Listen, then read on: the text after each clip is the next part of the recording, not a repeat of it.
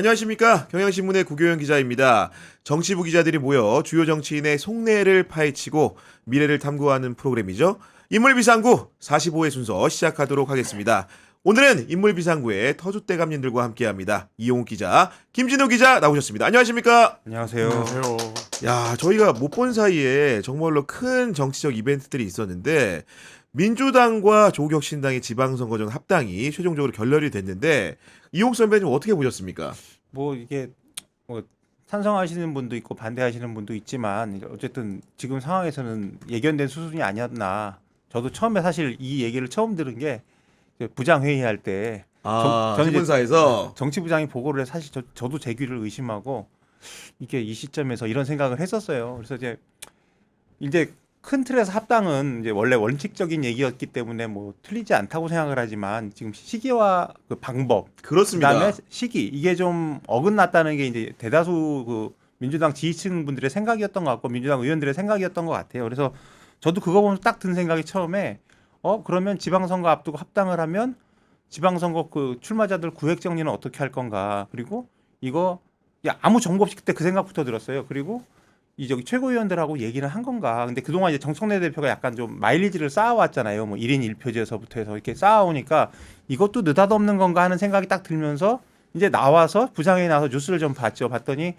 이거는 문제가 좀 커질 수 있겠다 이런 생각이 좀 들었었고요. 일단 아까 말씀드렸지만 합당을 하고 지방선거 출마를 하기 위해서 이제 지역을 나눠야 됩니다. 나눠야 되는데 일단 합당을 해야 되는 이유가 있어야 되는데 일단 야권연합이라는 걸 옛날에 우리 많이 생각하잖아요. 이명박 때. 그때는 이제 그때 당시에 그 야권이 좀 그 당시 여당인 한나라당에 비해서 많이 당세가 뒤졌어요. 그래서 이제 진보끼리 힘을 합쳐서 진보 대연합 이런 식으로 해서 이제 연합 선거를 그러니까 합당은 아니더라도 이제 뭐 연대를 해서 선거를 치르고 했었는데 지금 민주당이 굳이 합당을 할 필요가 있는가 일단.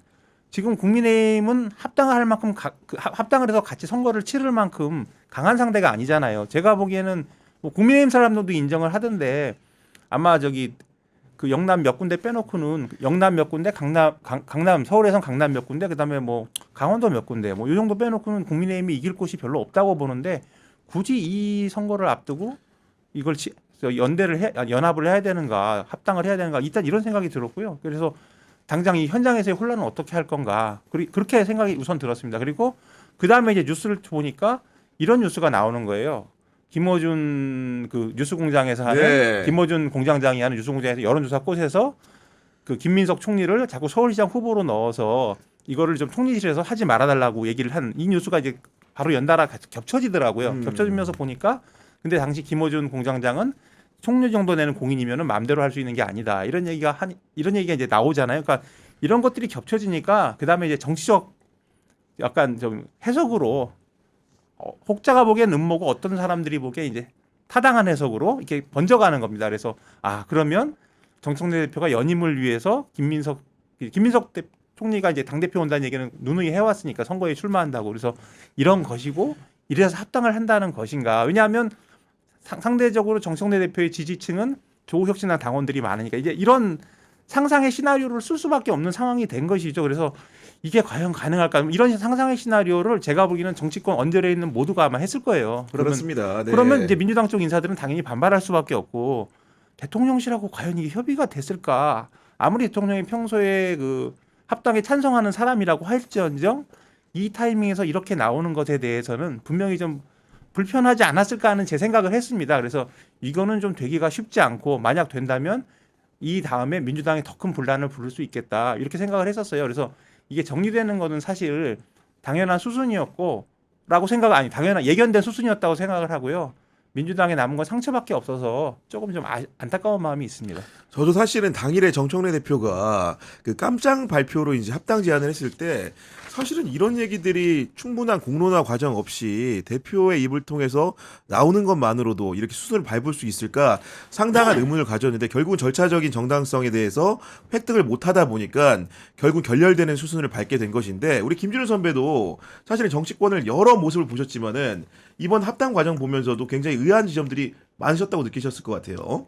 뭐 지금 이용욱 기자가 뭐 거의 이야기를 해주셨는데 그냥 그런 것 같아요. 그러니까 이게 뭐 합당 같은 게 사실 되게 중요한 뭐 일이잖아요. 이런 거를 기본적으로 뭐 내부 소통도 별로 없이 진행을 하고 그 와중에 이제 사실 명분은 있었는데 그거를 이제 축적해 나가는 과정에서 이 정청래 대표를 비롯한 뭐 당권파라고 하는 쪽에서는 그냥 일반론적인 이야기만 했잖아요. 합당하면 좋다. 그런데 이제 지금 이용 기자 얘기했듯이 사람들이 묻고 있는 거는 지금 왜 뭘 위해라는 질문들을 계속 던지는데 거기에 대해서 구체적인 답변들을 내놓지를 못하고 뭐 그리고 초기에 무슨 뭐 몇 퍼센트가 합치면 이긴다라든가 그 무슨 이렇게 격전지에서 그런 이야기를 하고 있으니까 계속 이게 그 의문이 해소되지 않으니까 이게 결국에는 이호 기자가 말했던 것처럼 이게 뭐 연임을 추진하려고 그런 거 아니냐라는 의심들이 퍼졌고 그리고 또 하나 제가 좀 보는 게 이게 이른바 이게 8개월째 맞은 여당이잖아요. 집권 8개월째.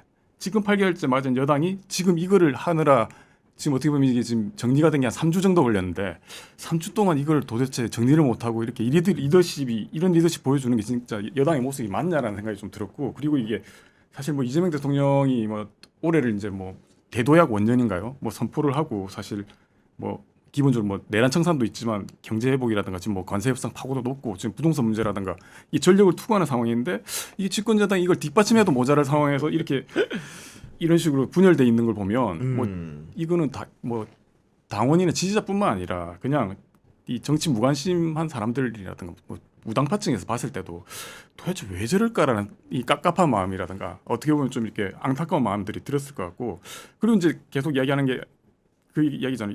이게 어떻게 보면 정 대표에 대한 의심들이 계속 쌓여왔던 것들이 있잖아요. 이게 뭐 그때 이제 합당 발표한 날도 이제 이른바 코스피 5천 찍는 날이었잖아요. 그리고 이제 정 대표가 보면 대통령 해외 순방이라든가 주요 이벤트가 있을 때마다 보면 뭔가 이렇게 시선을 분산시키는 걸 해서 뭐 이게 일본어 비속어라고 좀 쓰긴 좀 그러는데 이재명 대통령 하는 일이 뭐 겐세이 놓는 거 아니냐 뭐 이런 의심들이 있잖아요. 그래서 네. 이런 빌미를 준 측면이 있으니까 그걸 본인이 리더십을 가지고 설득하고 돌파해내지 못하니까 계속 의심들이 쌓여가는 거죠.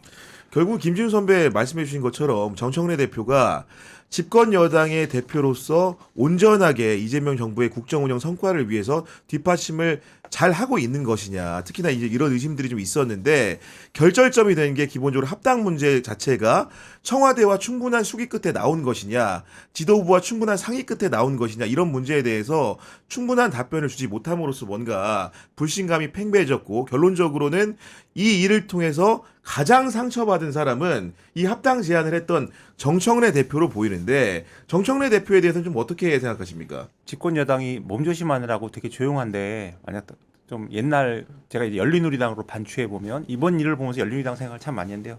아마 당장 지금 뭐 사단이 났을 경우고요. 일단 보면은 이제 민주당에서 어떻게든지 안간힘을 써서 덮어보려고 해요. 그래서 지방선거위에 합당을 논의하기로 했다. 뭐 합당을 추진하기 위한 위원회를 기구도 출발한다. 만들고. 이건 사실 제가 보기엔 이 상황을 덮기 위한 것이지 실제로 이게 굴러갈지는 잘 모르겠어요. 왜냐하면 일단 합당을 한다고 하지만 지방선거 뒤에 8월에 전당대회입니다. 그럼 그 가운데 뭐를 할 수 있을까? 그리고 오히려 지금 이 과정에서 합당이 왜 안 되는지에 대한 반대 여론은 엄청나게 커졌어요. 당에서. 그렇기 때문에 정청래 대표 입장에서는 곤혹스러울 것이고 또 하나는 이제 그동안은 보면 그 친명계 의원들이 사실 많잖아요. 대부분이 다 친명계 의원들이고 아마 지난 그 총선 공천이나 이런 과정에서 이제 거의 대부분 이제 친문 의원이라는 사람들이 거의 남아 있지 않을 정도로 물갈이가 된 상황인데 친명 의원들이 지금까지는 이제 정청래 대표 하는 거를 비판을 산발적으로 여기저기서 했지만 그거를 막 집단행동하고 이러지는 않았단 말이에요. 근데 이번에 보면서 이제 뭐 이재명 대통령 사건 공소 취소와 국정조사 추진을 위한 의원 모임 뭐 70명이 넘게 모였다는데 이건 이제 세력화가 된 겁니다. 그럼 이 세력화 자체가 정청래 대표가 앞으로 어떻게 하는지 지켜보겠고 앞으로 계속 이런 식으로 딴지를 놓으면 가만히 있지 않겠다는 제동을 걸겠다. 이거 약간의 저 위력 시위 같은 느낌이 위력 시위라는 표현은 좀 부적절하지 어쨌든 그런 어떤 그 결집력을 보여주기 때문에 정청래 대표 입장에서 쉽지 않죠. 그리고 근본적으로 이재명 대통령이 이제 아직 1년도 안 됐잖아요. 그럼 대통령 힘이 엄청 셉니다. 센데 언제까지 거스를 수 있을까? 제가 보기에는 그냥 청와대가 당무 개입이 안 되니까 그냥 속으로 가슴앓이를 했을 것인데 아마 이번 일을 계기로 청와대가 안 그래도 이제 뭐 이 일로 이제 정청래 대표는 좀 많이 어려워진 상황이 아닌가 그래서 이걸 본인이 슬기롭게 극복을 하려면 여하튼 좀 청와대하고 발을 맞추면서 자기 정치적 그 생각과 이런 것들을 조금 좀 슬로우하게 갈 필요가 있지 않을까. 그리고 이제 또 하나 뭐 민감한 얘기지만 짚고 넘어가면 정청래 대표를 그동안 든든하게 지지했던 사람이 김어준 공장장이잖아요. 근데 김어준 공장장은 사실 여권에서 엄청난 위력을 가진 사람이고, 근데 이번에 김어준 공장장도 사실 이 합당을 지지하고 하는 과정에서 꽤 상처를 입었다고 저는 생각을 해요.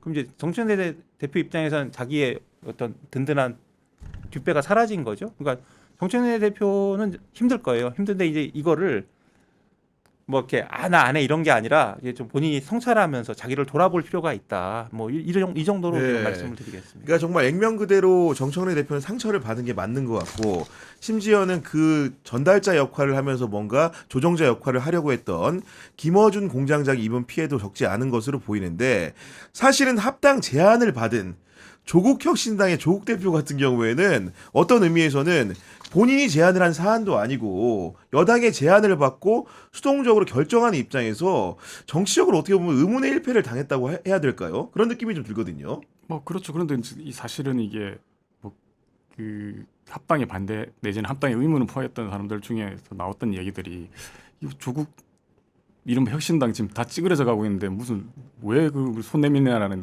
의문들이 있어요. 사실 이게 조국 혁신당 대표 입장에서는 이게 합당이 그렇게 나쁘지 않은 선택지였잖아요. 사실은 이제 뭐 아시겠지만 2024년 총선에서 뭐 지민 비조인가요? 그렇습니다. 지역구 민주당 비례는 조국 혁신당 해가지고 비례 12석 따냈지만 그 이후로 조국 혁신당의 이제 존재감이 사실 눈에 띄게 줄어들었고 뭐 지난해 8월인가 강복절 특사로 조국 대표가 나오면서 뭔가 좀 주목도가 좀 높았는데 그 이른바 성비 사건 때문에 사실 뭐 급속도로 이제 이 당에 대한 관심들도 쪼그라들었고 그리고 지금 보면 당 지지율이 한 3%대 나오는 상황에서 이런 상황에서 지방선거를 한다. 게다가 이제 이른바 그 지역구 의원이 한 명도 없고 비례로만 구성돼 있는 상황에서 한 달을 했을 때는 이게 자칫하면 이게 뭐 그런 얘기도 있더라고요. 정의당 꼴 난다라는 이야기도 있을 정도로 좀 이제 위험한 상황인데 어떻게 보면 정청래 대표가 이 합당을 제안했고 그 이제 뭐 조 대표 입장에서 이제 긍정적인 제스처를 취한 상황이잖아요. 그런데 이제 그리고 만약에 이게 합당이 성사됐을 경우에는 조 대표 입장에서는 뭐 길게 보면 이제 원내에 진입할 수가 있고 그걸 기반 삼아서 이제 뭐 이른바 뭐 대권 도전도 한번 생각을 해볼 수 있는 상황인데 지금 이 당에서 원체 민주당 쪽에서 분란이 많이 났고 그 와중에서 뭐 사실 조국 혁신당을 향해서 좀 심한 말도 많이 했잖아요. 그런 상황에서 자기들이 합당의 당사자인데 마치 이게 이 당대당으로 합당을 하는데도 불구하고 마치 흡수 합당을 당하는 사람들처럼 일방적으로 다가오고 있는 상황, 맞을 대로 맞은 상황에서 정작 이 결과는 일단 멈춤이라고 돼 있지만 아까 이용욱 기자 말했던 것처럼 8월 이후 될 수 있을까? 그렇죠. 그런 네. 얘기가 나오는 거잖아요. 그런 상황이니까 아마 조 대표 입장에서는 쉽지 않은 것 같고 그래서 당장 이제 어떻게 보면 지방선거에 다시 출발점에 다시 선 상황인데 아까 말씀드렸던 것처럼 이제 쉽지 않은 상황이죠. 지금 이 상황에서는. 그래서 이제 아마 뭐 민주당하고 뭐 선거연대라든가 뭔가를 가지고 지금 계속 협상을 할 것 같은데 그 과정에서 과연 스무스하게 넘어갈 수 있을지 아니면 또 기본적으로 뭐 이 호남이라든가 이런 거 두고는 조국 혁신당 입장에서는 뭐 내줄 수 없다는 입장이 되게 강하잖아요. 네. 그럴 경우에는 자칫하면 이제 이후에 합당했을 경우를 대비해서 몸값을 올리기 위해서라도 지금 뭔가 지방선거 과정에서 의미 있는 성적을 내야 되니까 그 과정에서 뭐 양당이 엄청 뭐 피터지게 싸우는 상황이 발생할 수도 있는 거죠. 아니 맞물려서 실제로 이제 조국혁신당의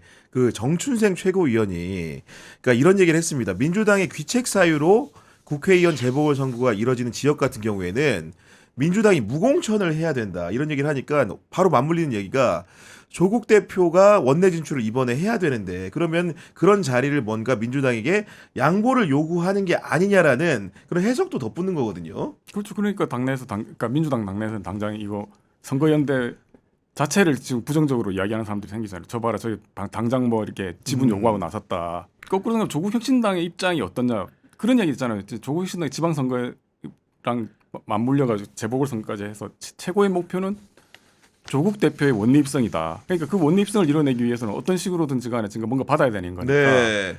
근데 민주당 쪽에서 지금 이번 과정에서 드러난 게 조국 대표에 대한 비토 여론도 만만치 않다는 게 드러났잖아요.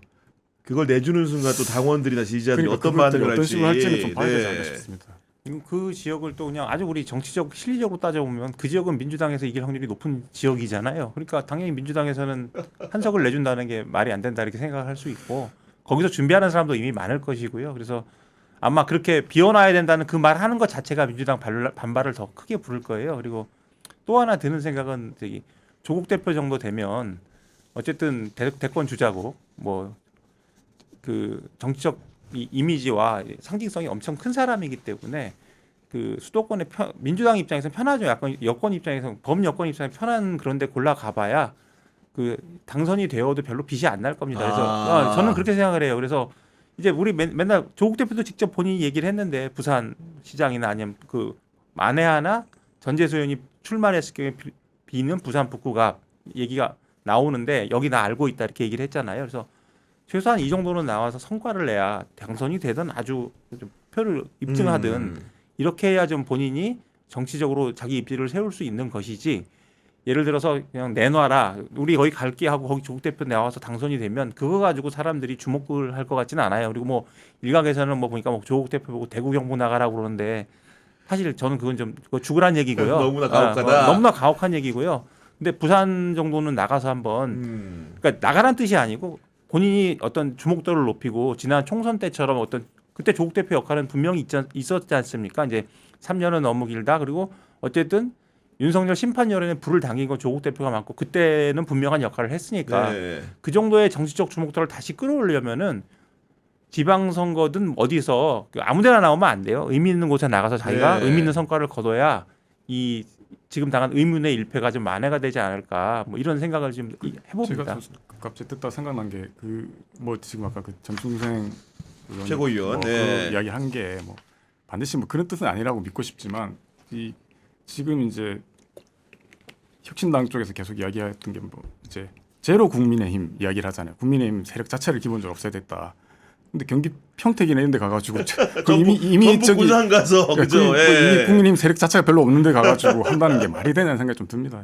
아니 물론 이제 전례가 없는 건 아닌 게 민주당이 이제 2023년 4월인가요? 그때 이상직 전 의원이 결혼이 됐을 때 무공천을 해가지고 진보 정당끼리 이렇게 선거를 치른 사례가 없지는 않은데 두 분 말씀해주신 것처럼 조국 대표가 사실은 한가한 지역구를 가기에는 상황이 이렇게 녹록지 않다는 생각이 드는 거고 더군다나 이제 국힘 제로를 선포를 했는데 국힘의 영향력이 미비한 지역에 가서 이제 선거를 하겠다는 태도 자체가 지금 사실 민주당 스스로가 봤을 때도 내주기 어려운 것이고 합당이 무산된 상황에서 지지자들이 납득하기에도 어려운 선지이기 때문에 뭔가 좀 다른 결심을 해야 되는 게 아닌가 이런 생각이 드는 건데 이번에 이제 일련의 합당 흐름들을 보면은 어떤 서사가 형성이 됐냐면은 그러니까 물론 실체 관계와 무관하게 지분이 있다. 지분 미락설 같은 게 나왔고 거기에 더해져 가지고 대선 후보인 조국을 역입함으로써 뭔가 대망론에 힘을 실어주는 게 아니냐 이런 얘기들이 이어졌는데 그 큰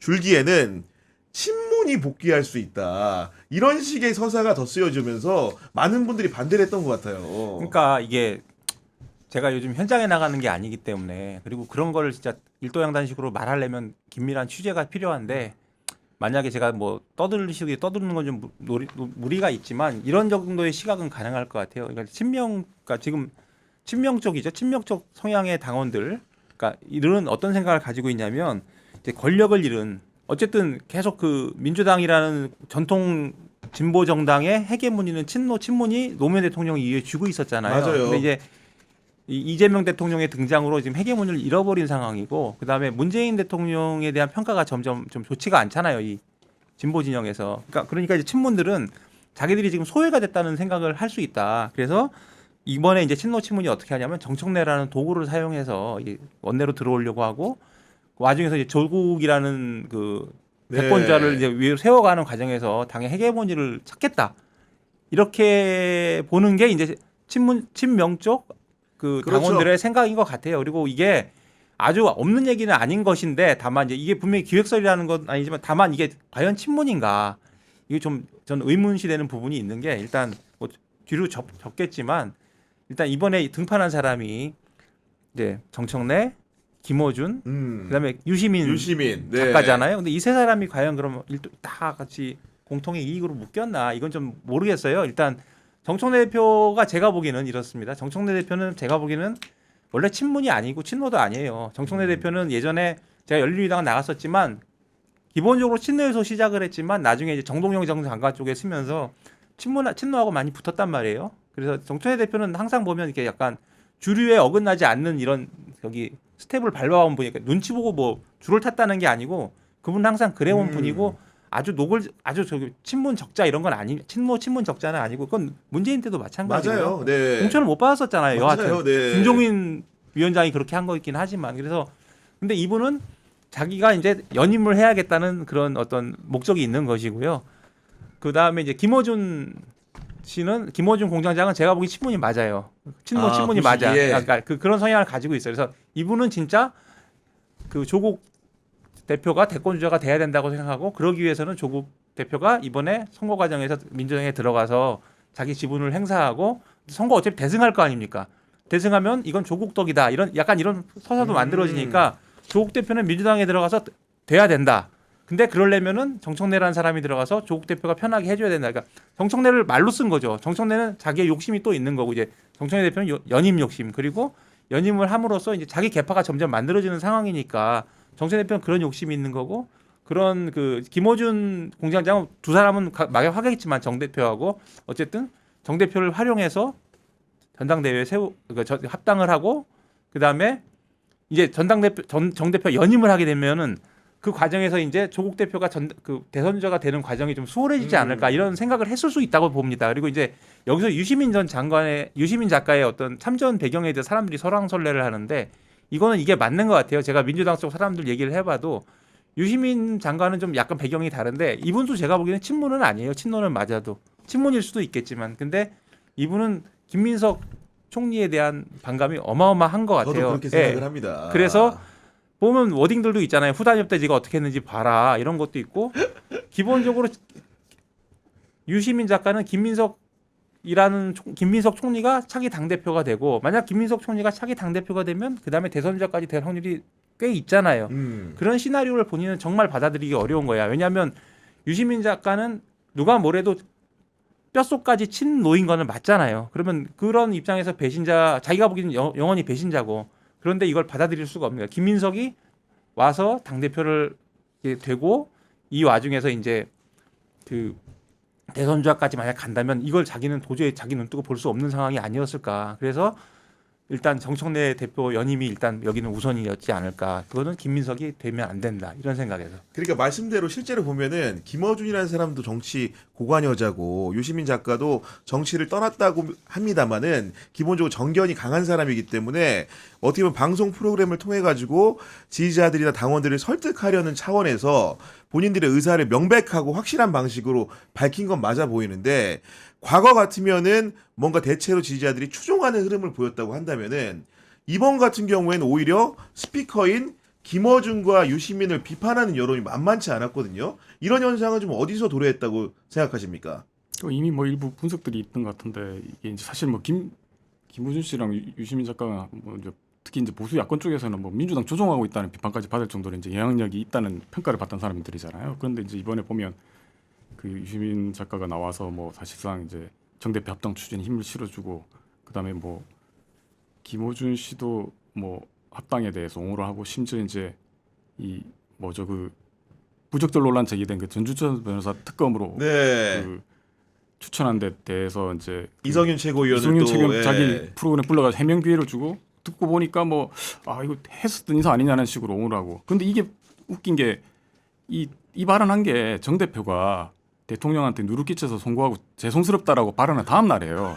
그러니까 이거 어떻게 보면 그만큼 본인의 영향력을 뭐 확신했다고 해야 되나요? 뭐 하여튼 이런 생각을 했던 것 같고 네. 그런 상황에서 이제 이야기를 했는데도 결국 이런 주장이 과거 같으면 이제 어떻게 보면 당내 전반으로 확산됐을 것 같은데 사실 이 주장이 현재 보면 뭐 결과적으로 보면 이른바 친정청래 의원 뭐 그다음 뭐 이제 뭐 정청래 대표를 지지하는 네. 당원들 뭐 이런 사람들을 넘어서까지 확산되지 않은 건데 그건 1차적으로 기본적으로 뭐 정 대표 이번 과정에서 뭐 당 운영 같은 게 독단적이라는 이제 문제 제기가 기본적으로 있었던 것 같고 그다음에 아까 말씀드렸던 2차 특검 추천 과정에서 이제 이 청와대나 당내 거부감들이 되게 강했던 것 같고 이걸 넘어서지 못했던 것 같고 그래서 이제 지금 보면 이제 과거 같으면 사실 이 당 내에서 공개적으로 이런 김어준 씨나 이런 부분에 대해서 비판하는 목소리를 사실 내기가 쉽지 않았잖아요. 그런데 이번에는 분위기였죠. 아예 뭐 강덕구 최고위원도 뭐 유시민 김어준이 뭐 비판의 성역이냐 뭐 이런 이야기까지 하고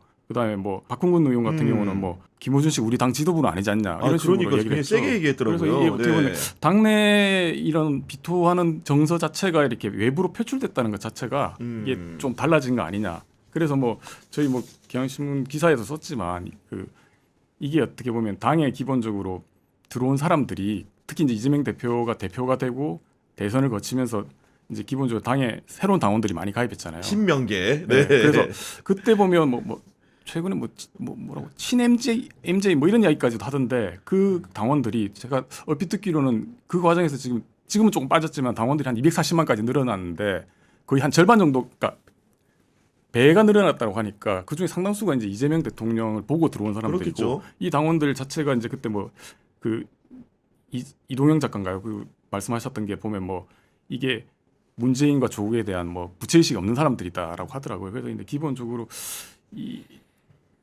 이런 달라진 지형 내지는 뭐 당원 구성들을 보지 못하고 지나치게 이렇게 어떻게 보면 김어준 유시민으로 대표되는 장애 지원 세력들에 의존하다가 약간 이번에 이제 정 대표가 좀 판단을 미스한 거 아닌가 이런 생각 듭니다. 그리고 이제 아까 이제 김민석 그 총리를 중심에 두고 이제 아까 유시민 작가의 언설에 대한 해설을 해주셨는데 흥미롭게 들렸는데 실제로 유시민 작가와 정청래 대표 사이가 그렇게 좋은 건 아닌 거죠 원래도. 일단 이게 드러난 것가 되게 많아요. 그래서 이제 그 2005년에 열린우리당 그 당시 이제 대표가 아니고 당의장이라고 했는데 의장 선거 때 당시에 이제 그 정청래 의원이 그 예전에 서프라이즈라고 있었습니다. 그 기억나요. 온라인 업체인데 이제 친노 성향 온라인 게시판인데 여기다가 뭐라고 말을 했냐면 유시민만이 무오류의 예수 같은 신인지 제가 알고 있는 유시민의 오류를 이야기해 볼까요? 뭐고 유시민을 지지하면 선이고 그렇지 않으면 악이냐? 이런 선동의 모든 누리꾼이 숨죽여야 하느냐 이런 말을 했고 그런 다음에 이제 특유의 유시민 의원 지지자들한테 이제 할 말이 있으면 전화해 하고 번호까지 남겨놨다고 합니다. 그리고 이제 2007년에 열린우리당 후신으로 대통합 민주신당이라는 게 생기잖아요. 이때 대선 후보 경선 때 이때는 이제 아까 말씀드렸지만 정 의원 같은 경우는 정동영 장관의 편에 섰고 당연히 그랬겠죠. 근데 당시 정동영 의원이 이제 무슨 또 역사가 있냐면 참여정부의 황태자라고 했지만 노무현 대통령 인기가 많이 떨어지고 하면서 이제 차별화 선언을 해요. 그래서 나중에 노무현 대통령하고 이제 완전히 갈라서게 되거든요. 그러니까 이제 황태자였지만 이 갈라선 그런 기류가 또 반영이 돼가지고 정 의원이 뭐라 그랬냐면 유시민은 친노 완장 세력, 대통령의 얼굴에 막 먹칠하는 간신 뭐 이런 얘기를 했었고요. 유시민 의원은 이제 나중에 이후에 2015년도에 팟캐스트에 나와가지고 그 정청래 의원은 수틀리면 누구라도 공격하는 정치인이다 뭐 이런 얘기를 했다고 합니다. 그리고 막 지워졌지만 정청래 의원이 유시민 장관을 비판하는 글을 되게 많이 올렸대요. 근데 다 지웠다고 합니다. 그리고 이제 요건 제가 들은 여담인데 옛날에 들은 여담인데 떠올라서 얘기를 드리면 정청래 의원이 원래 이제 학원으로 이게 지역에서 오래전부터 정치를 하려고 생각을 했고 그 마포 쪽에서 이제 학원을 하면서 지역을 다녔다고 해요. 근데 이제 유시민은 오래된 운동권 선배고 그래서 찾아가서 언제 한번 이제 자기 정치를 하겠다고 했는데 유시민 당시 이제 운동권 선배죠. 좀 안 좋게 응대를 했나 봐요. 아, 그래요? 예. 이건 제가 사적으로 예전에 들은 얘기인데 이게 100% 맞는지는 자신할 수 없으나 두 사람을 다 아는 사람이 저한테 해준 얘기예요. 그래서 아마 틀리지는 않을 거예요. 그리고 정청래 여기서 하나 덧붙이면 그래서 정청래 사실 대표가 운동권 주류에 대한 약간 그 친하지 않아요. 제가 알기로는 옛날에 주류들하고 가깝지 않았습니다. 그래서 약간 그런 게 있어요. 그래서 이제 유시민 의원하고도 사실은 좋을래야 좋을 수가 없고 글도 무지하게 많이 남겼어요. 인터넷 뒤져보면 나오거든요. 그래서 이거는 좋은 사이라서 된 게 아니고 지금도 유시민 그랬기 때문에 제가 더 주장을 하는 게 유시민 작가는 정청래 의원이 이뻐서 나온 게 아니다. 대표가 본인은 본인 생각이 있는 거예요. 그래서 이게 뭐 친노 기획설만 하지만 다 자기 정치적 좀 약간 입장이 다른데 그게 이제 한 곳으로 묶인 것으로 저는 생각을 해요. 아니 말씀 들으니까 정말로 옛날 옛적 얘기지만은 그 두 사람의 관계성을 볼 수 있는 흥미로운 지점들이 아닌가 싶은데 오늘은 그래서 유시민 작가에 대해서도 얘기를 좀 깊게 좀 해보려고 하는데 어쨌든 간에 윤석열 정부 내내 고단한 국민들에게 신경 안정제 같은 존재다 이런 평가를 받아온 유시민 작가는 어떤 인물입니까? 뭐 많이들 아실 것 같은데 기본적으로 뭐 유시민 작가를 규정하면 작가, 정치평론가, 전직 정치인인데 지금 약간 정치인이라고도 할 수 있을 뭐 영향력을 행사하는 분이잖아요. 그렇죠. 그래서 본인은 뭐 스스로 이제 좌파 의용 지식인 뭐 이런 이야기도 하고 있고요. 이분이 보면 뭐 59년에 경주에서 이남 4년 중 5째로 태어났는데 서울대 진학한 이후에 경제학과인가 진학해서 이제 막 학생 운동가로 활동해서 1980년 서울의 봄 때도 뭐 이제 있었고 그 서울역 회군 이후에 이제 학교에 있다가 보안사에 끌려가지고 뭐 두 달 동안 고문당했다는 이야기도 있습니다. 그리고 이제 뭐 복학해가지고 1984년에 이제 그 민간인을 프락치로 몰아가지고 강금 고문했던 서울대 민간인 강금 폭행 사건, 일명 뭐 프락치 사건이라고 하는데 여기 뭐 주모자로 이제 뭐 1년 6개월 징역형 선고받기도 했고, 그런데 이후에 이제 뭐 방송 작가, 진행자, 뭐 언론인으로 활동하고 그 과정에 이제 저기 독일 유학도 갔다 오고 하면서 뭐한 7년 정도 있었던 걸로 알고 있는데 경제 쪽 공부를 했고, 그다음에 그 활동하다가 이제 2002년에 이제 노무현 후보 지키겠다고 하면서 이제 절필 선언해가지고 개혁국민정당 창당 주도했고, 이후에 뭐 국회 16대 17대 국회의원 하면서 보건복지부 장관도 지냈죠. 그리고 네. 이제 뭐 이 정치 이력이 보면 되게 화려합니다. 그다음에 뭐 17대 대선 때도 사실 출마, 아까 이용욱 기자 잠깐 얘기했지만 정동영 그 대통령 민주신당 그때 나올 때 후보로 출마했다가 지금 자기 정치 스승이라고 하는 이해찬 전 총리 돌아가셨지만 이분하고 이제 그 단일화 하면서 이제 뜻을 접었고, 이후에도 보면 뭐 국민참여당 창당했고, 이게 노무현의 뜻을 잇는다고 해서 국민참여 창당했지만 그게 이제 민노당하고 합당하면서 통합진보당도 되고 공동대표도 맡았다가 통합진보당 그때 비례대표 부정선거 사태 때문에 진보정의당으로 넘어갔다 결국은 2013년인가요? 자기 이제 정치 이제 그만하겠다고 해서 이제 정계 은퇴를 선언했고, 정계 은퇴 이후에는 뭐 이제 뭐 아시겠지만 여러 TV 프로그램이라든가 팟캐스트, 유튜브 등의 뭐 이런 뭐 진보 진영을 대표하는 뭐 역할로 출연을 하고 있죠. 네. 그리고 아까 뭐 이해찬 전 총리 이야기했지만 2018년인가 이해찬 전 총리가 맡고 있던 그 노무현 재단 그 이사장 맡아달라고 해가지고 맡기도 했습니다. 그러니까 이분이 사실 어떻게 보면 윤석열 정부 때 신경 안정제 같은 역할을 했다라는 게 어떻게 보면 비상계엄을 과거에 학생 운동을 하면서 몸소 체험해 본 사람이라는 게 아까 이제 간단히 언급해 주셨지만은 1980년 서울의 봄 당시에 계엄 포고령 위반으로 군법회의에 회부가 된 거고, 이게 기본적으로 법정 자체가 재판장도 장교, 현역 장교, 검사도 현역 장교이기 때문에 변호인도 없는 상태에서 이렇게 재판을 받은 분이라서 아마도 윤석열의 12.3 내란을 굉장히 끔찍하게 생각을 했을 것 같은데, 어쨌든 간에 그 이후에 학생운동을 한 이후에 정계를 또 입문해서 여러 가지 족적을 남겼는데, 일단은 유시민 작가 하면 빼놓을 수 없는 사람이 노무현 전 대통령 아닙니까?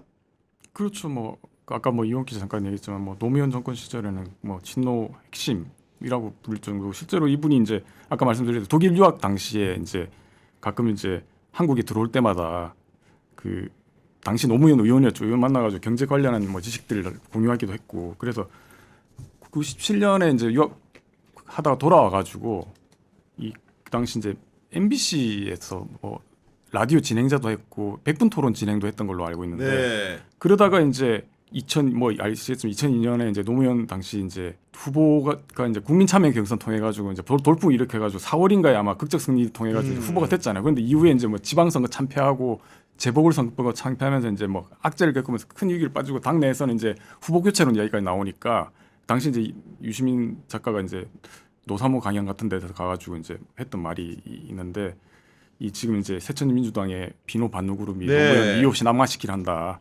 화염병 들고 바리케이트로 뛰어드는 절박한 심정으로 그러니까 위기에 빠진 노무현 구하겠다라고 해가지고 야, 그 정도까지. 그런 이야기를 해가지고 뭐 사실상 이제 절필 선언하고 이제 이른바 이제 이 개혁당 창당 뭐 선언을 하고 했죠. 그래서 그 당시에 뭐 노무현 대통령이 유시민 장관, 그러니까 작가를 만나가지고 자기가 이제 이 난파선이 됐을 때 이 배가 지금 타고 있는 배가 난파선이 됐을 때 뭐 구매보트 하나 있어야 되지 않냐라면서 약간 신당 창당 제안했다는 이야기가 또 있었고, 그래서 이제 유시민 작가가 그 당시 이제 기획당 창당해가지고 11월인가 아마 창당했던 걸로 알고 있는데, 이후에 이제 노무현 후보가 이 정몽준 후보와 단일화, 그다음에 이후에 뭐 대선 직전에 단일화 파기, 이거 뭐 우여곡절 끝에 이제 대통령 당선되는데 기여를 했죠. 그래서 이제 그 이후에 이제 뭐 보궐선거 통해 가지고 원내로 들어왔다가 열린우리당 창당해서 합류했고, 참여정부 내내 아마 이제 유시민 작가에 대해서 붙였던 게 뭐 정치적 경호실장이다, 뭐 리틀 노무현이다, 이런 평가를 받을 정도로 이제 되게 이 관계가 돈독했고 노무현 옹호에 되게 적극적으로 임했고, 보건복지부 장관 임명됐을 때도 당시에 이제 뭐 야당은 물론 여당 내에서도 이제 반대가 되게 심해가지고 뭐 그 이해찬 전 총리가 막 그 노무현 대통령하고 이제 이런 의견 받아가지고 이야기하는 과정에 싸우기도 했다는 이야기도 있었죠. 네. 제가 하나 덧붙이면 제가 이제 그때 출입을 했으니까 유시민 작가는 의원이죠.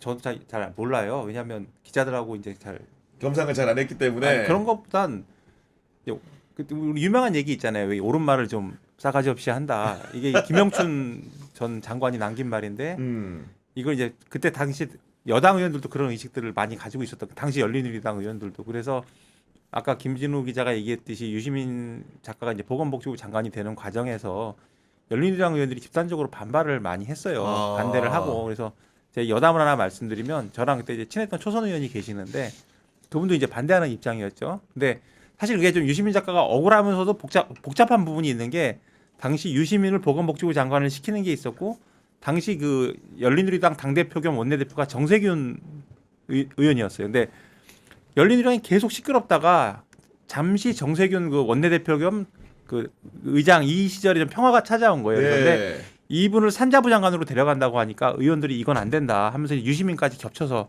반대를 하게 돼서 이 반대 모임이 꽤 컸거든요. 근데 이제 그 초선 의원 계시는데 이제 전직 의원이죠. 아침에 제가 이제 그 방에 찾아가서 이제 의원님하고 얘기를 뭐 의원님 뭐 아니 뭐 네. 얘기하고 있는데 자기가 그 모임에 가게 됐는데 이게 어떡하지 막 반대 모임에 가야 되는데 가야 되는데 그래서 저도 이제 그때는 좀 어리고 그러니까 기자들도 좀 뭐 말씀을 좀 자제하시고 그리고 이제 마침 또 저도 그 취재하러 가야 됐어요. 그래서 둘이 같이 갔는데 딱 여기 앉았는데 자 어느 의원님 마이크 들고 처음에 게시를 해주시죠 하니까 그 의원이 저를 보고 어떡하지 하는 지금도 그게 생각이 나요. 오늘 처음 떼야 되니까 네, 그러니까 본인도 이 부담스럽죠. 불편한 자리에 근데 오니까 그만큼 좀 유시민 의원이 하는 얘기가 맞는 말이긴 한데 좀 직설적이기도 하고 하니까 불편해하는 사람들이 많았던 것으로 기억을 하고요. 그래서 이제 그런 것들이 좀 유시민 작가에 대한 어떤 의원에 대한 반대 여론을 좀 부르지 않았나. 그래서 밖에서는 되게 좀 인기가 많은 분인데 약간 그런 것들이 있었고 제가 들은 거는 또 이제 유시민 작가가 그거를 했었어요. 아와 피아를 갈라서 하는 정치를 한다고 많이 그때 얘기를 피아 들었어요. 구분의 정치. 그래서 제가 이제 누구라고 말씀은 못 드리지만 굉장히 존경받는 뭐 정치인께서 그런 말씀을 하셨어요. 그러니까 이렇게 저렇게 아와 피아를 가르는 정치를 자기는 싫어한다고. 그러니까 민주진영에 계시는 분입니다. 그래서 근데 좀 그러셨어요. 그래서 이제 그런 것들이 이제 여기까지 온 게 아닌가 좀 그런 생각이 들고요. 아까 기자들하고 친하지 않다고 했는데 저는 이제 밥자리를 딱 한 번 해봤는데 되게 재밌고 위트가 있으시더라고요. 그래요? 이제 저희 팀하고 식사를 하셨는데 저는 사실 친분은 별로 없고요. 그래서 재밌고 위트는 있는데 아 이게 말을 좀 세게 나갈 수는 있겠구나 이런 생각을 했고 당시 이제 기자들이 유시민 의원을 이해하는 기자가 저는 기자 중에 3명밖에 없다 뭐 이런 얘기도 있고 그랬었어요. 아 당시에 출입하는 기자 중에 예. 3명 정도만 유시민을 이해할 수 있다. 그 방에서 나온 얘기예요. 그 정도로 이제 좀 유시민 그 의원에 대해서 좀 말을 너무 직설적으로 하니까 좀 거부감 같은 것들이 좀 있었죠. 그 정치인 뭐 유시민을 이제 상징하는 장면이 뭐 지금도 계속 해되잖아요. 이게 막 백바지 기억납니다. 논란이잖아요. 그러니까, 네. 그러니까 아까 말씀드렸지만 유시민 작가가 이제 2003년 제복을 통해 가지고 이제 당선된 이후에 의원 선서를 하러 이제 국회에 처음 나온 날에 이 뭐 지금 사진 찾으면 많이 나오지만 흰색 면바지에다가 라운드 티셔츠에다가 감색 아마 자켓인가 이런 거 입고 나와가지고 그래서 당시 뭐 해당 복장 보고 이제 의원들 사이에서 뭐 야유가 터져 나왔고 뭐 여당 그러니까 의원들도 뭐 그런 얘기가 나왔고 한나라당 의원들 같은 경우는 이제 이 퇴장하는 의원들도 있었잖아요. 그래서 결국에는 이제 이게 이시민 작가가 그 당시에 다음 날 아마 이제 정장 차림 나와가지고 선거를 그러니까 선서를 했던 걸로 기억나고 이제 백바지 이야기가 나오면서 결국 이제 또 이제 끌려 나오는 게 난닝구잖아요. 그래서 이제 아시겠지만 뭐 이목 기자가 더 잘 알겠지만 그 이후에 이제 이른바 그 호남에 뿌리를 둔 사람 뭐 당원들 그때 뭐 누가 당 회의 자리에 아마 뛰쳐 들어와가지고 난닝구 차림에서 사람이 뛰쳐나가지고 뭐 민주당 사수를 외쳐가지고 이제 이분이 이제 난닝구라고 해서 이제 이른바 이 유시민으로 대표되는 이른바 뭐 386 내지는 이제 수도권 중심의 의원들이 백바지 그다음에 이제 뭐 이른바 호남 세력들 난닝구대 백바지. 그 뒤로 계속 이제 사실 열린우리당 창당까지 이제 계속 갈등을 했고 지금도 보면 민주당 내에서 무슨 개파 갈등 나오면 항상 소환되는 게 뭐 난닝구대 백바지 갈등 뭐 이런 게 소환될 정도로 지금 뭐 사실 유명한 사례로 남은 게 있는 거죠. 그러니까 두 분이 이제 유시민 작가의 그런 정치 역정을 설명을 해주고 계신데 저는 궁금해가지고 노무현 그 전 대통령하고 언제적 인연인가를 제가 찾아보니까 기록은 이렇게 남아 있더라고. 첫 만남이 그러니까 지금 민주사회를 위한 변호사 모임의 전신인 정법회라는 모임이 있었는데 당시에 이제 시국 사건이 워낙 많다 보니까 학생들이 많이 이제 재판에 가잖아요. 근데 이제 당시에 이제 국가보안법 위반 혐의로 구속된 청년들이 재판을 거부하고 당시 법정에서 그냥 반전 반액 양키 고홈 이런 구호를 외쳤다는 거예요. 그러니까 변호하는 입장에서는 그래도 뭔가 좀 이렇게 풀려나서 그 인생을 다르게 이제 모색하기를 바라는데 안타까운 마음에 연사로 세미나에 모셨던 게 유시민 작가래요. 그러면서 들었던 얘기가 당시 이제 학생 운동이나 지식인들의 노동 운동에 대해서 사상과 이론이 어떻길래 이런 식의 이제 재판에서 행태가 나오는지를 설명해주는 역할이 유시민 작가였다는 거고, 그 당시에 정법회 모임 구성원 중에 한 사람이 당시에 부르기는 노무현 변호사였다는 거예요. 그 두 사람의 첫 만남은 그렇게 됐다는 얘기를 들었고, 제가 이제 우리가 합당 얘기를 하다 유시민 작가 얘기로 왔는데, 제가 들으면서 흥미롭게 떠오른 포인트는 그때 개혁당을 만든 다음에 개혁당이 합쳐서 열린우리당 됐었잖아요. 그러니까 지금 유시민에게 합당이라는 거는 그의 경험칙상의 각도로 봐야 된다는 생각이 드는 거고, 조국혁신당이 지금 밖에 있다가 민주당과 합치는 과정이잖아요. 그 본인이 체험했던 열린우리당으로 변하는 과정, 열린우리당이 정치를 통찰을 하면서 아마도 지금의 조국의 그런 그 상황들을 조금 더 동화된 입장에서 보지 않을까라는 생각이 좀 갑자기 좀 들었거든요. 그래서 저는 뭐 진짜 제가 네. 두 분의 친분이 어떤지는 잘 모르겠고 저는 아까 제가 얘기했던 그거 김민석 총리에 대한 어떤 뿌리 깊은 반감이 가장 컸다고 생각을 하고요. 그 다음에 이제 구교영 기자 얘기한 것처럼 본인도 이제 합당 경험이 있으니까 들어가서 그 이제 본인은 어쨌든 본인의 정치적 입장이 분명한 사람이고 네. 하면서 본인의 영토를 개척을 한 것은 맞지요. 근데 약간 좀 둘이 처한 처지는 비슷할 수 있겠으나 둘이 좀 정치적 캐릭터는 많이 다르지 않은가. 그래서 조국 대표는 일단 제가 보면은 약간 좀 본인이 좋은 사람이다. 그래서 나는 싸가지 있고 점잖은 사람이다. 이런 진중한 스타일이죠. 예. 이런 어떤 본인의 어떤 내가 이래야 된다는 생각이 강한 분이기 때문에 유시민 작가처럼 이렇게 직설적이고 아니면 좀 단도직입적이고 아니면 직관적인 발언은 안 하실 것 같아요. 그래서 좀 둘은 다르지 않을까. 다만 유시민 작가는 본인이 그 겪었던 경험을 생각을 하면서 네. 조국 대표를 저기 좀 도와주려고 하는 마음이 생겼을 수도 있겠구나. 저도 이제 구교영 기자 말하는 걸 그러니까요. 보면서 네. 한번 생각을 뭐 해봤습니다. 조금 크게 관련 없는데 갑자기 떠오르는 얘기가, 저도 이제 유시민 장관을, 그러니까 작가를 한번 봤던 적이 있는데 그게 뭐 100% 아마 뭐 오래된 기억이라 확신을 못 하겠는데 네. 그게 아마 2002년 개혁당 만들 때였어요. 아, 그때였어요? 그때 네. 이제 제가 민주당 출입 기자 막내였는데 당시 이제 뭐 기자들 별 관심도 없었던 것 같아요. 그래서 저보러 이제 개혁당 뭐 창당 관련해서 이제 기자 뭐 간담회 비슷한 걸 하니까 너 가봐라. 그래서 제 기억으로 여의도 그 국회 맞은편에 무슨 빌딩에 2층이었던 것 같은데 올라갔더니 이 기자간담회장이라고 하기에는 뭐한 이런 회의용 탁자 하나 이렇게 있고 좀 행하고 그다음 심지어 유시민 작가가 없는 거예요. 아, 갔는데 네, 없어. 그래서 뭐야 봤더니 좀 있다가 누가 이렇게 비닐봉지 이런 걸 커다란 걸 하나 들고 들어오더라고요. 네. 유시민 작가가 들어와서 보니까 이제 김밥을 싸와가지고 이제 김밥 먹으면서 이야기하자라고 아, 해가지고 그랬군요. 당시 아마 뭐 했던 내용은 지금 전혀 기억이 안 나고 그 당시 제가 그냥 그때 느꼈던 게 야 진짜 뭐 맨주먹으로 뭔가 하는데 이거 될까라고 생각을 했는데 결국에는 이제 어떻게 보면 되긴 노무현 됐죠. 대통령 당선이 됐고 네. 아까 말씀드렸던 게 노무현 대통령이 그때 당선되고 제가 지금도 기억나는 게 그때 당선 당일날 뭐 저희들이 기사를 막 써야 되니까 저도 막 정신이 없어가지고 기사를 막 쓰고 있는데 노무현 대통령이 민주당 당사 쪽으로 왔어요. 네. 그래서 이제 당사에 기자실이 있으니까 그래서 막 깽가리 치고 막 이러는데 그러다가 이제 개혁당 이제 지지자들하고 합쳐가지고 막 이렇게 하면서 그만큼 이제 개혁당에 대해서 본인도 이제 되게 우호적이었고 뭐 에피소드 하나 더 하자면 그 당시 이제 기사를 쓰던 뭐 저희 선배가 갑자기 없어져가지고 네. 기사를 써야 되는데 선배가 없다고 막 연락이 온 거예요. 봤더니 그 지지자들 틈에 쌓여가지고 이캔간이 거기 가가지고 그 당시 뭐 그만큼 이제 열기가 뛰어났다는 거죠. 아, 그분 제가 누군지 바로 얘기만 들어도 알 것 같다는 생각이 저도 알 좀 것 드는데. 아니 근데 유시민 그 작가가 생각보다 정치를 길게 업으로 했다고 생각하시는 분들이 있는데 제가 헤아려 보니까 국회의원 5년 한 거고요. 그러니까 한 번 짧게 하고 한 번 4년 채워서 한 거고 장관 1년 5개월 그리고 나중에 이제 금방 이제 은퇴를 했기 때문에 생각보다 업으로서의 정치 그 이력은 짧은 것 같다 이런 생각이 좀 드는 거고 제가 이제 본인이 쓴 글을 보니까 본인의 정치 그런 도전을 스스로가 실패라고 생각을 하는 것 같더라고요. 제가 저서에 보니까 이런 내용이 담겨 있던데 내가 옳다고 믿는 바에 따라 나름대로 최선을 다했습니다. 비록 능력과 자세가 그 일을 감당할 수 없어서 실패하고 정치를 떠났지만 후회할 일은 없습니다라고 했으니까 기본적으로 실패라는 단어를 쓰고 있거든요.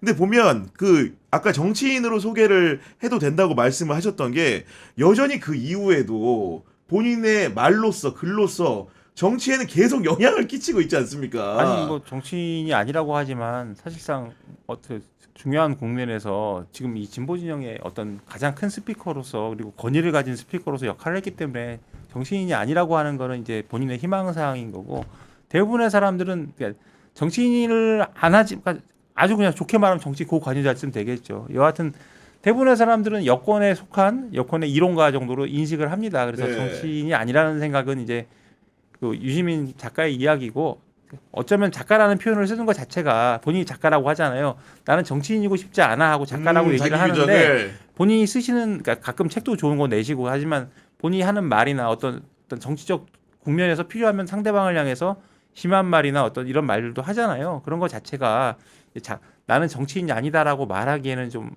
부적절하지 않았나. 그래서 제가 보기엔 뭐 국민들의 대부분은 유시민 작가를 현실 정치인은 아니더라도 그 뭐 이쪽 진영의 이론가, 맞아요. 빅스피커 이 정도로는 네. 보기 때문에 정치인이 아니라는 말은 좀 적절하지 않은 것 같습니다. 제가 보기에는.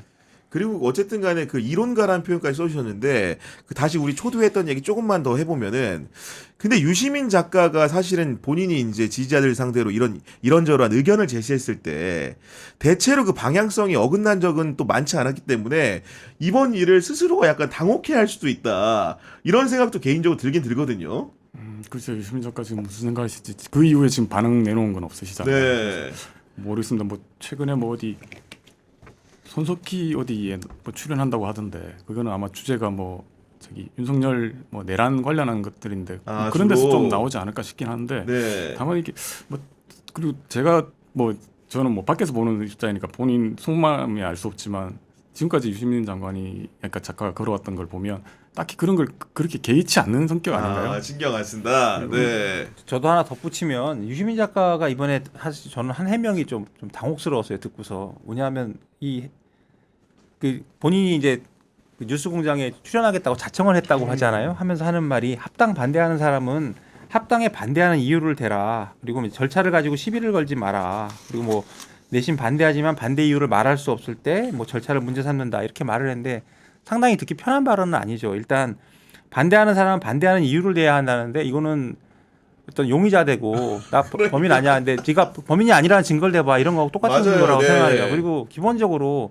정청래 대표의 어떤 합당 제안 과정과 절차 뭐 이런 거에 대한 어떤 이건 정청래 대표가 분명히 좀 이 과정에서 잘못을 한 것은 맞잖아요. 그러면 이렇게 느닷없는 제안을 했으면 여기에 대해서 충분히 설명을 해야 됩니다. 그래야 납득을 하죠. 시비를 걸고 싶은 사람한테야 뭐 빌미를 주겠지만 이해하고 싶은 사람들도 있을 거 아니에요. 그럼 네. 이해를 위해서라도 이게 왜 나왔고 하는 걸 구구구구 절절 설명을 하는 게 우선입니다. 근데 그게 아니라 반대하는 이유를 대라고 하는 거는 이건 선호가 좀 바뀐 게 아닌가. 일단 이런 생각을 했고요. 절차 가지고 시비 걸지 말라고 하는데 절차가 너무나 중요하죠. 사실은 저는- 민주주의에서. 예. 유 작가가 이런 말을 했다는 것 자체가 좀 의심스러워요. 네. 아니 민주주의의 가장 중요한 게 절차 아닌가요? 그렇죠. 예. 네. 아니 윤석열이 왜 그렇게 됐어요? 그렇죠. 그러니까 네. 절차를 문제 삼지 말라는 거는 야 이거는 좀 유 작가가 좀 많이 좀 격앙되신 게 아닌가 그런 생각이 들었고 그러면서 그분이 그렇게 믿구나 이제 이런 생각까지 해봤는데 이렇게까지 말을 하면 사실 받아들이기가 쉽지가 않죠. 그러니까 여기서 날 믿고 따르라 이런 건데 그런 거나 다름이 없죠. 뭐 저 이렇게 말하면 좀 그렇지만 제가 많이 생각을 했는데 이제 저희가 이제 재래식 언론이 됐잖아요. 유 작가님 때문에. 근데 이거는 저기 옛날에 보면 저희도 이제 저는 그 엄혹한 시절에 학교를 다녔기 때문에 권위가 떨어지면 높은 어떤 사람이 나와서 얘기를 하면 이제 그거로 권위를 실어서 갑니다. 근데 나를 믿고 따라라는 거야말로 이제 재래식 지식인들이 하던 짓이에요. 그래서 좀 한번 본인도 유 작가도 요 표현에 대해서는 한번 본인을 돌아봐야 되지 않을까. 이거는 사실 이걸 듣는 사람들을 바보로 보는 그러니까요. 약간 그런 느낌을 받았어요, 저는. 그리고 저도 뭐 매일 이렇게 그 방송을 하는 사람 입장에서 시청자들이나 뭐 당원이나 지지자든 정치를 이제 관찰하시는 분들의 지적 수준이라는 게 사실은 굉장히 많이 그 올라와가지고 더 이상 이렇게 누구를 계몽의 대상으로 생각을 하고 이렇게 말을 꺼냈다가는 오히려 크게 혼나는 경우들이 많습니다. 계몽을 네. 할 수 있죠. 하는데 네. 계몽을 하기 위해서는 충분한 설명이 필요한 거예요. 제가 말씀드리고 싶은 건 왜 이렇게 됐는지에 대해서 나를 납득시켜봐. 이런 게 필요하잖아요. 근데 납득은 안 시키고 왜 네가 납득 못하는지 설명해봐. 이런 식으로 하는 정확한 거는 지적이네요. 네. 되게 좀 앞뒤 선호가 많이 바뀐 거죠. 그러니까 이제 음. 그런 걸 보면서 이거는 좀 유시민 작가답지 않다. 뭐 그런 생각이 들었고요. 그래서 지금 이런 상황이 온 게 아닌가. 이제 좀 너무 좀 이게 뭐 정치적으로 보면 이 친문, 그러니까 이 민주당의 어떤 당원들 구성이 바뀐 것도 있지만 저같이 그냥 일반인들 보기에는 이건 거부감이 드는 발언이 분명했던 것 같아요. 저는. 어쨌든 간에 유시민 작가가 공론장에서 말을 할 수 있었던 그 배경을 제공한 사람은 바로 김어준 공장장이기 때문에 그 김어준 공장장에 대해서도 사실 세간의 시선들이 다른 반응들이 많이 온 것인데 그런 이유는 좀 어떻다고 분석하십니까? 이것도 역시 뭐 일단 합당 제안은 대표로서 해야 할 이렇게 나왔는데 역시 김어준 공장장도 좀 설명이 부족하지 않았을까 그런 얘기를 하고요. 이제 설명이 없으니까 뭐 선거 앞두고 힘 합치니까 당연하다는 식으로 얘기하는데 아니 지금 뭐 굳이 힘 합칠 이유는 없잖아요. 이제 그런 얘기를 했고 저는 오히려 이제 김어준 공장장이 전주철 변호사에 대해서 뭐 알고 보니 해도 됐었던 인사이긴 것 같긴 해요. 이거 자체가 진짜 좀 심한 발언이었던 것 같고 또 이런 말을 하더라고요. 합당 무산된 뒤에 하는 말인데 정청래 대표는 어떤 고개를 숙였잖아요. 근데 합당은 대통령 뜻임을 알고 추진한 거다. 대통령이 반대하는데 어떻게 추진하느냐 이거 자체가 좀 어폐가 있었고 그다음에 무슨 말을 하냐면 지금 이제 정청래 연임 조국 대선 후보 미략설이 막 나오는데 그럼 뭐 연임하면 안 되고 조국 대선 후보가 되면 안 되냐 이러면서 하는 말이 정청래 연임과 조국 대선 후보가 되면 안 된다는 그런 정치적 욕망이 이번 사단을 만들었다 이런 얘기를 합니다. 이거 역시 좀 손으로 바꾼 거죠. 네. 왜냐하면 정 대표가 느닷없이 합당 제안을 하고 어쨌든 과정과 절차가 석연치 않았기 때문에 이런 그래서 문제가 난 거죠. 이런 네. 건 났는데 오히려 이걸 이제 지적한 사람들이 니들이 나쁜 욕망을 가지고 이 사단을 만들었다는 거는 이거는 사실 좀 이것도 역시 선우가 뒤바뀐 거 아닌가 해서 제가 좀 납득하기가 좀 어려웠어요. 그래서 뭐 매맞을 각오하고 지금 드리는 말씀인데 좀 솔직히 좀 동의가 안 됐습니다. 그래서 네. 제가 합당을 찬성하고 반대하는 이런 말씀을 드리는 게 아니라 과정에 있어서 이런 식으로 하면은 이게 다 과연 이제 우리 다 시민들인데 그 두 번 대통령 탄핵을 하고 민주주의를 회복한 우리 시민들인데 우리 지적 수준에 맞춰서 이것들이 과연 맞는 발언들인가 좀 이런 의문이 들었어요.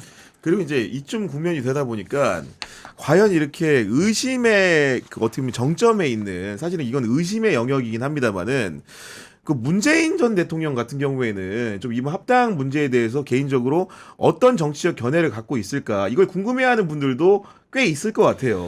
일단 문재인 대통령이 뭐 꼭지점에 있다는 식으로 막 친문 기획설 하는데 저는 좀 이런 거에 별 동의하는 편은 아니에요. 그러니까요. 근데 네. 문재인 대통령이 일단 정치적으로 영향력이 좀 없고요.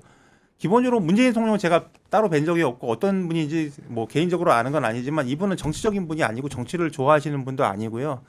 그래서 제가 보기에는 굳이 이게 여기에 관여했을 것 같지는 않아요. 다만 이제 친노고 친문이고 특히 친문은 이제 구심점이 없잖아요. 그러니까 이제 문재인 대통령을 기화 삼아서 이렇게 뭉쳐다 할 수는 있겠지만 오히려 지금은 문재인 대통령이라는 이름이 나오는 것 자체가 부담스러울 수 있죠. 도움이 크게 안 되잖아요. 그래서 오히려 제가 보기에는 이제 지금 그 합당을 제안한 쪽을 공격하는 쪽에서 일부러 사실은 문재인 대통령 자꾸 소환하는 것 같아요. 왜냐하면 문재인 대통령 그러면서 문재인 대통령 과거 실책에 대해서 막 얘기를 하잖아요. 뭐 그러면서 뭐 엊그제 평산마을 책방에서는 뭐 부동산만은 잘못했습니다 하니까 반대하시는 분들이 부동산만 잘못했냐 막 이런 식으로 그래서 이제 약간 반대 여론을 더 키우기 위해서 문재인 네. 대통령을 끌어들이는 느낌이 좀 있어요. 그리고 다만 이제 이런 생각은 들더라고요. 문재인 대통령도 저희 김가수 선생님이 방송 나와서 하신 거 제가 봤는데 좀 자중이란 표현은 좀 그렇고요. 지금은 좀 잊혀지고 싶다고 하셨으니까 많이 이렇게 오픈이 안 되는 게 문재인 대통령한테 좋지 않을까 하는 본인에게. 생각을 해봐요. 그래서 제가 누가 이제 평산마을 책방 얘기하길래 들어가서 봤는데 댓글이 너무 흉악해요. 흉악하더라고요. 흉악하고 이게 보수 진영의 댓글이 아니라 맞아요. 이건 네. 진보 진영의 댓글이에요. 그렇습니다. 그래서 너무 흉악한 거예요. 그래서 이거 이렇게까지 하면서 대통령을 이렇게 할 필요가 있나 이런 좀 생각이 들었어요. 그래서 좀 그 문재인 대통령에 대한 민심이 얼마나 안 좋은지 이런 걸 좀 알 수가 있었고 여기서 또 하나 덧붙이자면 조국 대표가 그래서 또 의문의 일패인 게 사람들이 이번 국면을 보면서 문재인 등 뒤에 조국 등 뒤에 문재인이 보여요. 이런 식으로 좀 막 만들어가는 상상의 나래인 건데 프레임들이 있거든요. 그럼 사실 문재인 대통령이 나중에 재평가될지 이런 건 알 수 없으나 지금 상황에서는 조국 대표한테 좋지 않죠. 그래서 문재인 대통령은 본인의 의지에 상관없이 불려 나와 있는 것 같고 다만 여론이 좋지 않다. 이거는 좀 문재인 대통령 이쪽에서도 알아야 되지 않을까 네. 이렇게 생각을 합니다. 알겠습니다. 마지막으로 인물비상구의 시그니처 코너죠. 한 줄 평으로 마무리하도록 하겠습니다. 한 줄 평은 김진우 선배부터 들어보도록 하겠습니다. 뭐 합당 논의 과정에서 제가 뭐 한 줄 평을 한 2개 생각을 했는데요. 제가 예전에 아마 윤석열 정권 인사들 향해서 이제 영화 대사를 패러디해서 말했던 게 있는데 꼭 그렇게 해야 속이 시원하겠냐?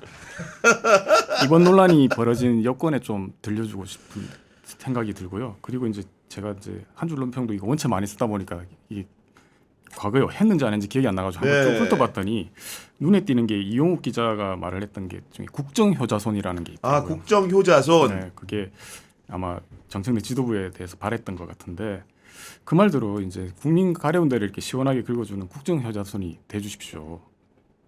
괜히 엄한데 긁어가지고 부스럼 만들거나 남의 다리 긁지 말았으면 합니다. 정확한 촌철살인 아닌가 싶습니다. 이어서 이용욱 선배 한 줄 평 들어보도록 하겠습니다. 예, 뭐 이거 뭐 상대를 갈 건 아니고 일단 지금 우리 기사도 썼지만 그 여권의 빅스피커 진영이 어쨌든 변한 것 같습니다. 이걸 내가 전제로 좀 하고 싶은 말이었는데 그래서 그 동안은 뭐 또 매를 맞을 각오를 하고 드리면 김어준 이제 공장장이나 유시민 작가가 어떤 큰 스피커고 이분들이 말하면 여론이 확 정리가 됐는데 이분들이 이번 과정을 겪으면서 조금 그 약간 어떤 개파의 개파의 스피커 정도로 약간 작아질 수도 있는 약간 이런 위기에 처했다고 생각을 해요. 그래서 이런 것들을 이제 왜 이렇게 됐느냐 생각을 해보면 저는 이런 말을 하고 싶어요. 지금 여기 논란이 됐던 모든 분들에게 하고 싶은 얘기가 지금은 대통령의 시간이다.